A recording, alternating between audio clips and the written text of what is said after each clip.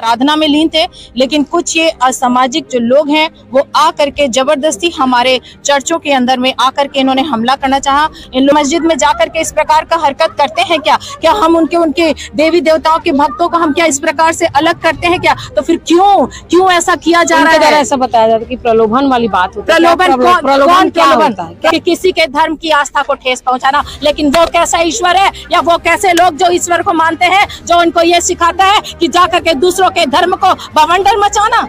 Church में प्रार्थना चल रही थी और कुछ लोग अंदर घुस के और मतलब कि पत्थर लेके घुसे हैं अंदर। पत्थर लेके अंदर घुसे? तो ये गलत चीजें है ना। करके दो लोगों को पास्टर थे उनको ऐसे पकड़ के प्रेम से मारा, इतना मारा कि पूरा बनियान फट गया। हमने उनको इतना रिक्वेस्ट किया तो भी उनका बनियान पकड़ के मारे हैं हमारे सामने में। देखो हमारे निशाने में हम छुड़ा रहे थे, उनको हाथ जोड़ रहे थे, फिर भी वो नहीं मारे। दो जन को पकड़ के खींचते हुए मारते हुए। क्या धर्मांतरित होते हैं कि हिंदू ही रहते हैं? जो हिंदू ही रहते हैं, कोई 6 महीने के लिए आते हैं, कोई 1 साल के लिए आते हैं, कुछ लोग 2 साल के लिए आते हैं।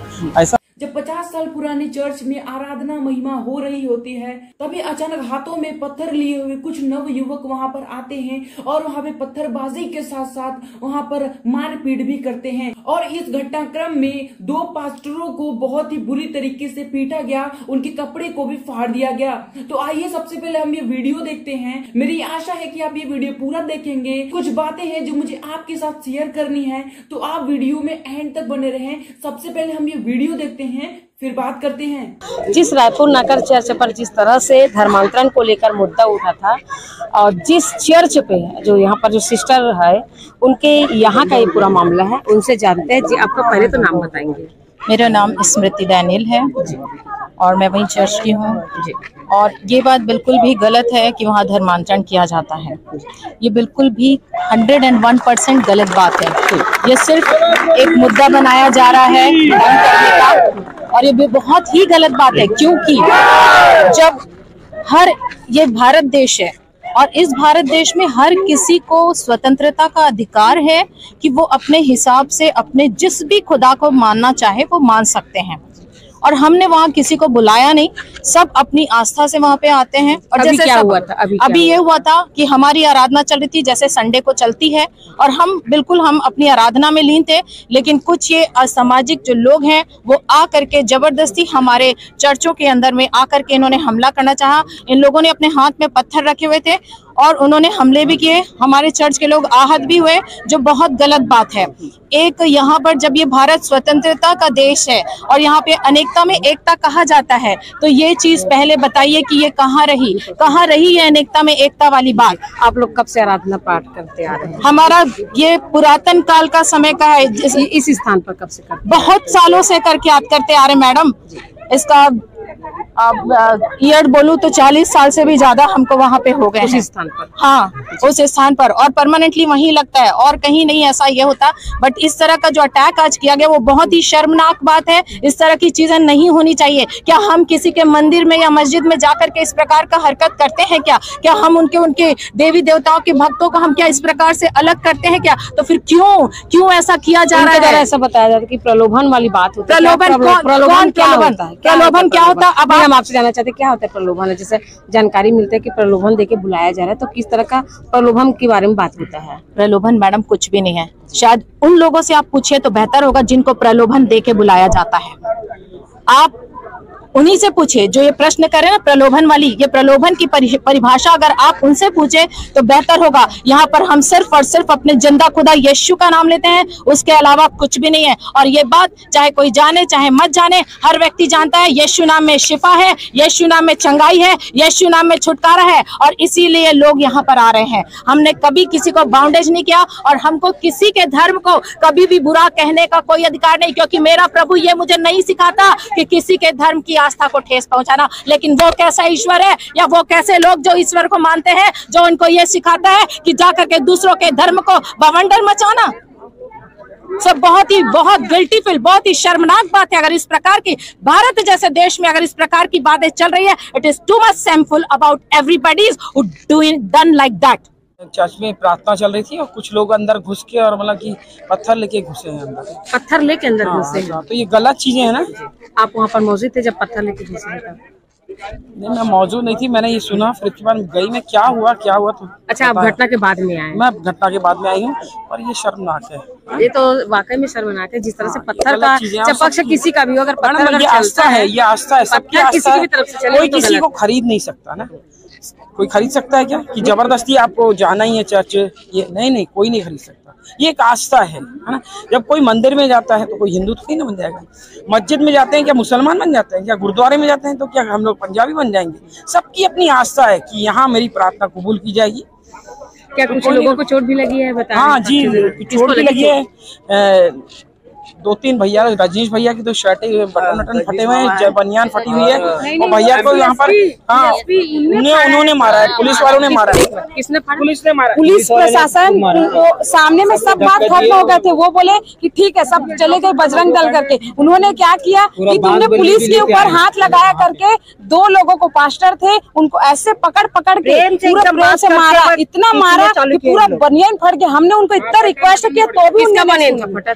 5 लोगों का है, 2 लोगों का, एक को पकड़े, एक का तो छोड़ा उसने, फिर दूसरे को पकड़ लिए, और दोनों का ऐसे रीति से उन्होंने पकड़ा। हमने इतने लोगों से पकड़े, पूरा ये पूरा फट गया। ब्रदर दिखाएंगे आपको, पूरा बनियान फट चुका। हमने इतना रिक्वेस्ट किया तब उन्होंने छोड़ा। फिर उसके बाद जी, आप कुछ कहना चाह रहे थे? हम लोग जब अपने चर्च में थे, हम किसी का उल्लंघन नहीं करते हैं, हम सबको अपने जैसा ही प्रेम करते हैं। लेकिन आज वो कौन है अधिकारी नहीं पता, लेकिन वो अधिकारी प्रेम के साथ बुला के पूरा पकड़ के मारे हैं हमारे सामने में। देखो हमारे निशाने में, हम छुड़ा रहे थे, उनको हाथ जोड़ रहे थे, फिर भी वो नहीं मारे। 2 जन को पकड़ के खींचते हुए मारते हुए, उनको कोई अधिकार नहीं बनता। हम किसी के मंदिर में जाते हैं, किसी के मस्जिद में जाते हैं। किसने मारे? वो टीए है कि कौन है, वो काय कलर का टी-शर्ट पहने हैं। क्या बोल के मारे? प्रेम से बुलाए, आधार कार्ड मांगे। हम चर्च आ रहे हैं, हम आधार कार्ड मोबाइल लेके नहीं आ रहे, हम अपने परमेश्वर की आराधना करने आ रहे हैं। पकड़ते साथ ही मार के चालू किए हैं। अभी भी उनके शरीरों में उनका शर्ट, टी-शर्ट। मेरा नाम अरुणा है जी। आपका नाम क्या है? मेरा नाम दीना है, दीना मसीह। आप यहीं से हैं? जी मैम। सब लोगों को चर्च से बाहर जाओ, झगड़ा नहीं होगा बोला। अधिकारी के बात सुनकर हम लोग बाहर आ गया। उसके बाद पुलिस मांग क्या है? चर्च में जाके प्रार्थना करना, सबके लिए दुआ करते, बस इतना ही करते हम लोग को। सबको अंदर जाओ बोला, फिर बाहर आओ बोला, सबको भेज दिया, और उन लोगों को पकड़ के मार दिया। वो मारा है, वो जो कौन मारा है हम लोग नहीं। बजरंग दल वाले आके ऊपर चर्च के ऊपर चढ़ के मारने के लिए आया, तब पुलिस वाला क्या कर रहा है? उनको नहीं हटा सकता है क्या? सब मिलजुल है, ऐसा लग रहा है। ईसाई लोगों को खत्म करने के, मर जाएंगे तो हम लोग ईसाई में मर जाएंगे, परमेश्वर के सामने मरेंगे। इन लोगों के साथ नहीं मरेंगे, जीना है तो जिएंगे परमेश्वर के साथ। शक्ति हम लोग के पास भी मारने का, हमारे परमेश्वर हमें शक्ति देगा।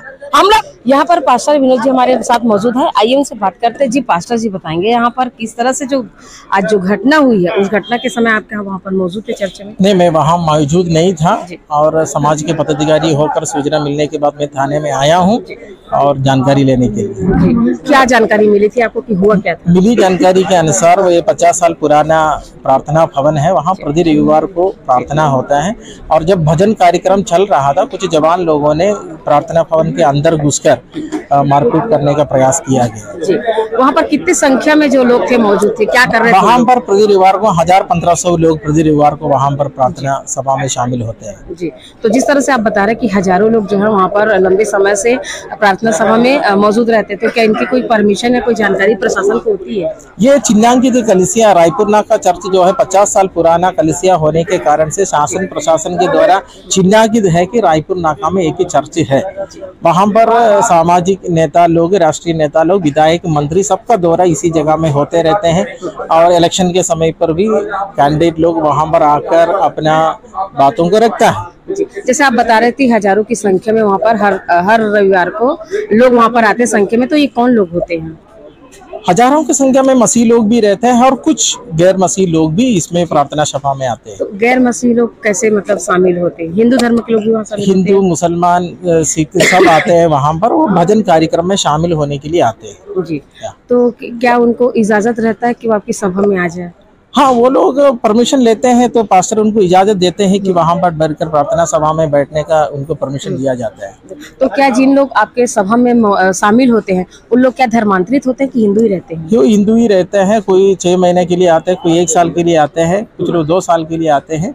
ऐसा लोग भजन सुनने के लिए आते हैं और चले जाते हैं। जैसा कि लगातार ये ब्लेम आप लोग के ऊपर लगता है कि मतलब आप लोग जो है कन्वर्ट करते रहते हैं, तो जो हिंदू लोग जो आते हैं आप लोगों के पास, आप लोगों के साथ शामिल होते हैं, उन लोगों को इस बारे में आप लोग चर्चा करते हैं कि अगर आप आ गए हैं तो आपके लोगों को आपने इसके बारे में अपने परिवार को जानकारी दी है कि नहीं? क्योंकि लगातार इस तरह से आप लोग के ऊपर इल्जाम लगता चला रहा है कि आप लोग धर्मांतरित करते हैं, प्रलोभन भी देते हैं। नहीं, ऐसा देखो, प्रलोभन देने के यदि कुछ भी बात आते हैं तो उसे क्या करना चाहिए, शासन के सामने थाने में लोगों को उसका शिकायत देना चाहिए और शासन उसका जिम्मेदारी उसका जांच करेगा। तो अभी आप क्या इस मुद्दे को किस तरह से देखते हैं? इस मुद्दे को किस तरह देखते हैं आप जो लगातार? और मेरा कहना है कि ऐसा घटना नहीं होना चाहिए। हमारा समाज में शांति भंग होता है यदि कोई भी संगठन को, पार्टी को, समाज को यदि ऐसा कोई दिक्कतें हैं तो वो थाने में आकर शिकायत करें और थाने से जांच करें यदि कोई भी गैर कानूनी। जानकारी मिला है कि जो चर्च के अंदर से पत्थरबाजी हुआ है, क्या ये सही है? ये पत्थर चर्च के अंदर ऐसा पत्थर नहीं रखता कोई। अभी आप बता रहे हैं कि हजारों की संख्या में चर्च के अंदर थे। हाँ। 10-15 लोग जो लड़के लोग बाहर से आए, आपके हिसाब से हुड़दंगी लोग बाहर से आए थे जिन्होंने अंदर घुसने का प्रयास किया, लेकिन हजारों की संख्या में वो तो लाठी या पत्थर लेके आ नहीं सकते। तो वहाँ पर लाठी पत्थर जो भी जब सामग्री फेंक के मारने वाला वो चीजें पहुंची कैसे वहाँ अंदर में? उसका जानकारी मेरे को नहीं है कि वहाँ पर 15-20 जितने भी लड़के लोग आए उनको रोकने का प्रयास वहाँ चर्च के अंदर बैठे हुए लोगों के द्वारा किया गया। कुछ फंडिंग का भी काम हो रहा है? फंडिंग का नहीं है। मैं पहले से बताया है कि हमारे मंत्रालय के केंद्र सरकार के द्वारा विदेश से जितने भी फंडिंग है सब बंद कर चुका है, सारे NGO को बंद है। जैसा कि आपने ये वीडियो देखा, इस वीडियो में साफ साफ कहा गया है कि ये चर्च लगभग 50 साल पुराना है और इसमें 1000 से 1500 लोग आकर एक समय में प्रार्थना करते हैं। लेकिन तभी वहां पर कुछ नव युवक जो हाथों में पत्थर लिए हुए आक्रोश के साथ वहां पर आते हैं, पत्थरबाजी भी करते हैं और उसके साथ साथ वहां के विश्वासियों के साथ लड़ाई झगड़ा भी करते हैं। एंड उसके साथ साथ 2 पास्टरों को बुरी तरीके से पीटा जाता है और उनके कपड़ों को भी फाड़ दिया जाता है। यहाँ पर देख सकते हैं फ्रेंड्स, यहाँ पे 50 साल पुराना चर्च, वहां पर आकर संसार के लोग लड़ाई झगड़ा करते हैं और पास्टर्स को पीटते हैं। ये बिल्कुल भी सही बात नहीं है। यह सब बातें पुलिस थाने तक पहुंचती है लेकिन अभी तक कुछ सुनवाई नहीं हो रहा था। इसलिए उस चर्च के कई सारे मेंबर्स और विश्वासी जन वहां पर आते हैं, पुलिस प्रशासन से न्याय मांगते हैं कि ऐसा क्यों हुआ, अगर ऐसा हुआ तो करने वालों को आप क्या सजा देंगे और उनके साथ कैसा व्यवहार किया जाएगा,